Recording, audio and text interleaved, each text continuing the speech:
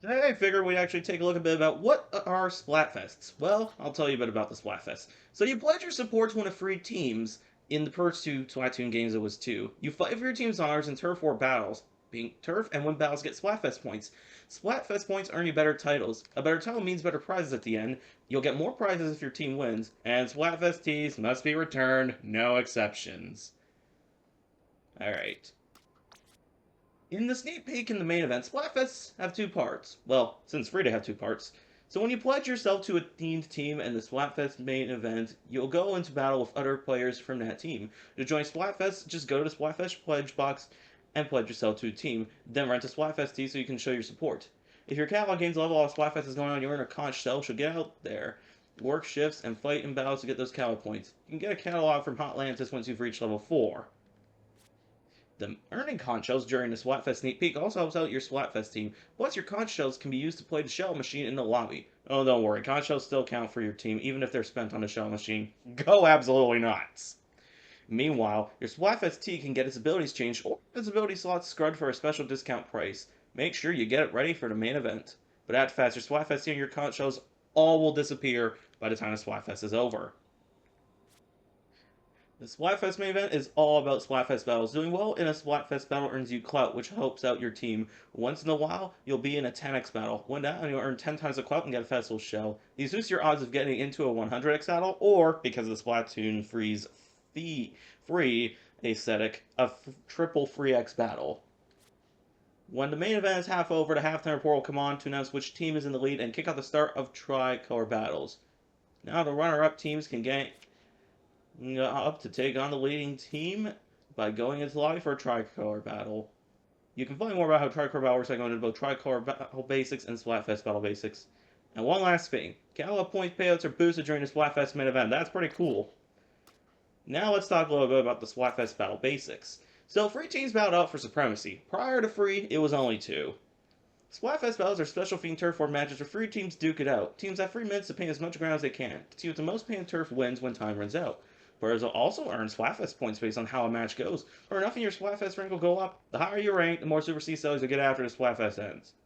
But as usual, if you end up disconnecting, you do lose points.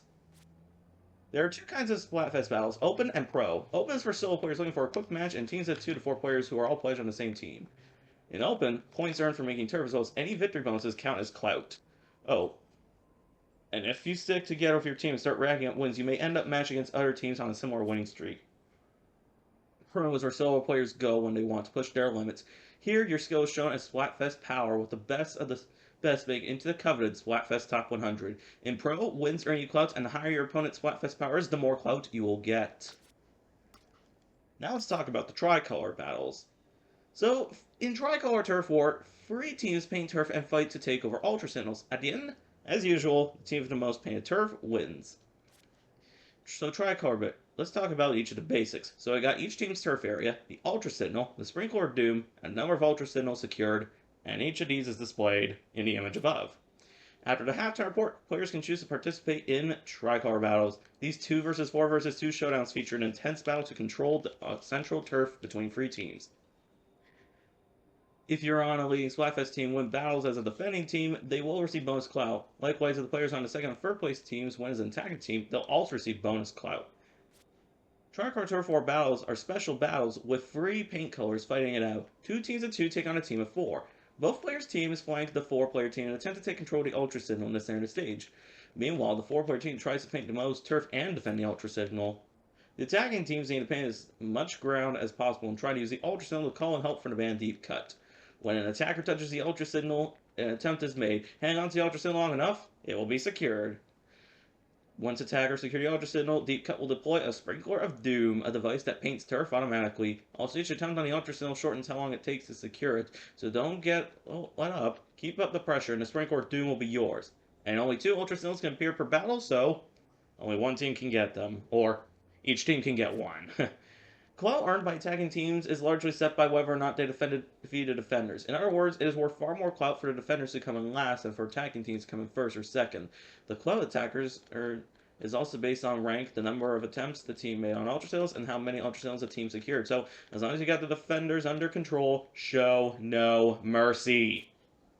And here are some pro tips for the attackers. Securing an Ultra Signal doesn't just help expand your team's turf, it also earns you clout, so keep up the pressure and secure your Ultra Signal. Taking on the 4-player defending team isn't going to be easy, so work together with your teammate to find the best time to launch your special weapons and figure out the best angles of attack. And keep an eye on the other attacking team. Now, we cover the opposite end of the battlefield. If you see them starting to assault, that might be a good time to join the fight to overthrow the defenders.